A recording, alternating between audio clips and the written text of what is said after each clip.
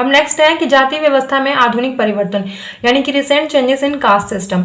तो वो वर्तमान में कौन कौन से परिवर्तन हैं जिन्होंने की जाति व्यवस्था में परिवर्तन लाया है। फर्स्ट पॉइंट है यहाँ पर ब्राह्मणों की स्थिति में गिरावट। तो ब्राह्मणों की स्थिति में गिरावट कैसे हुई है, जैसे कि आपको पता है कि पहले के टाइम में यानी कि जाति प्रथा के अंतर्गत जो है सामाजिक, धार्मिक, आर्थिक और राजनीतिक क्षेत्र में जो ब्राह्मणों का एकाधिकार था, उनकी ही प्रभुत्व रही। ठीक है, यानी कि सभी कार्य जो है उनको ही करने का अधिकार था, सभी जो अधिकार थे उन्हीं को प्राप्त थे, और जो निम्न वर्ग के लोग थे उनको किसी भी प्रकार का अधिकार कोई भी प्राप्त नहीं था। लेकिन आज के समय में निम्न वर्ग के जो लोग हैं उनको जो है सभी प्रकार के अधिकार प्राप्त हैं, जैसे कि शिक्षा का अधिकार, रोजगार का अधिकार, व्यवसाय का अधिकार, ठीक है, इलेक्शन में भाग लेने का अधिकार। तो यहाँ से ये पता लगता है कि इससे क्या हुआ है कि जो ब्राह्मणों की स्थिति है उसमें गिरावट हमें देखने को मिलती है, क्योंकि जो निम्न वर्ग के लोग थे, जो मध्यम वर्ग के लोग थे, सभी को जो है एक समान अधिकार अब प्राप्त है। सेकंड पॉइंट देखिए, पेशे के चुनाव में स्वतंत्रता। तो पेशे के चुनाव में स्वतंत्रता किस प्रकार से हो सकता है, तो जैसे कि आपको यहाँ पर पता है कि पहले के टाइम में क्या था कि सभी जो निम्न वर्ग, निम्न जाति के लोग थे, ठीक है, जो पिछड़े हुए थे, उनको क्या था कि व्यवसाय चुनने का अधिकार नहीं था। वो उसी व्यवसाय को करते थे जो कि उनके फादर करते थे, जो कि उनके दादा परदादा किया करते थे। तो वो लोग जो है किसी नए व्यवसाय को नहीं अपना पाते थे। लेकिन आज के समय में क्या हुआ है कि सभी व्यक्ति जो हैं, सभी जाति, कोई भी किसी भी जाति का व्यक्ति हो, उसको जो है अपने हिसाब से व्यवसाय अपनाने का अधिकार है, कार्य करने का अधिकार है। वो चाहे तो एक टीचर बन सकता है, वो चाहे तो एक बैंकर बन सकता है, वो चाहे तो पुलिस बन सकता है। ठीक है, तो यानी कि एक व्यक्ति चाहे तो कोई भी बिजनेस कर सकता है, कोई ठेला लगा सकता है। तो सभी को जो है अपने अनुसार, अपनी योग्यता के अनुसार, अपनी शिक्षा के अनुसार जो है पेशे का जो पेशा होता है उसका चुनाव करने की पूरी स्वतंत्रता है। नेक्स्ट पॉइंट, थर्ड पॉइंट है भोजन संबंधी प्रतिबंध में परिवर्तन। अब यहाँ पर भोजन संबंधी प्रतिबंध में परिवर्तन कैसे है। पहले के टाइम में ये था कि जो निम्न जाति थी, अगर उसके वो भोजन बनाती थी तो वहां पर क्या होता था कि जो उच्च जाति के लोग थे वो निम्न जाति के हाथ का बना भोजन नहीं खाते थे। ठीक है, अगर उनको पता चल गया कि निम्न हाथ से बना हुआ है तो वो उसका भोजन, तो भोजन पानी भी ग्रहण नहीं करता था।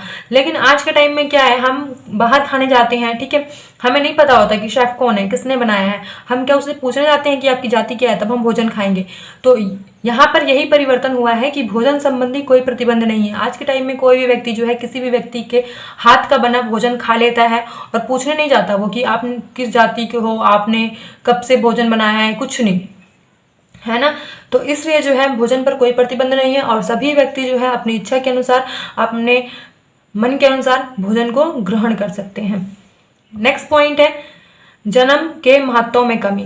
पहले क्या था कि कोई भी कार्य जो होता है या व्यवसाय जो होता है वो जन्म से ही निर्धारित कर दिया जाता था।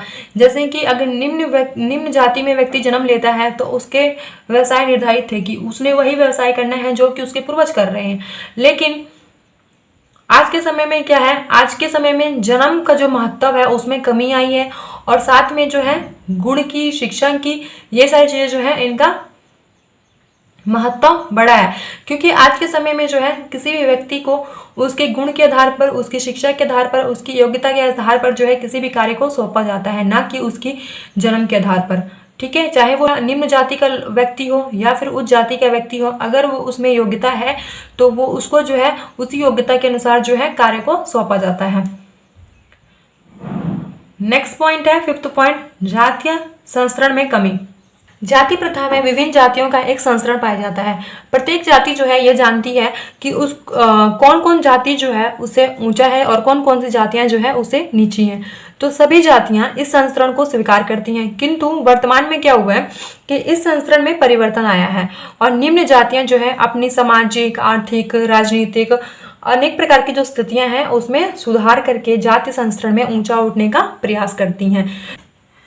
नेक्स्ट है विवाह संबंधी प्रतिबंधों में परिवर्तन। तो जैसे कि आपको पता है कि पहले जो है एक व्यक्ति को किसी भी चीज का अधिकार नहीं था, वो कोई कार्य नहीं कर सकता था। अगर वो विवाह भी करेगा तो सिर्फ और सिर्फ अपने जाति में ही विवाह करेगा।